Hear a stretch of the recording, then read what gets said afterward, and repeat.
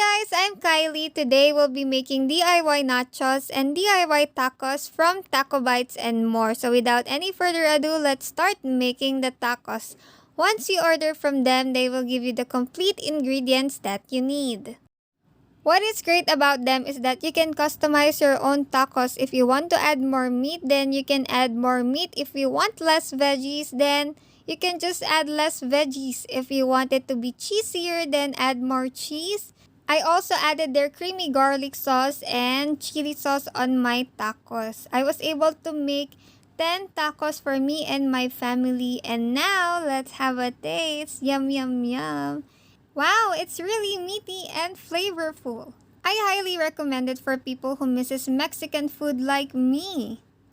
Now, let's make their nachos. Yummy, yummy nachos. So, they gave me 4 ingredients: the tortilla chips, the salsa, the cheese, and the creamy garlic. I really love their garlic sauce.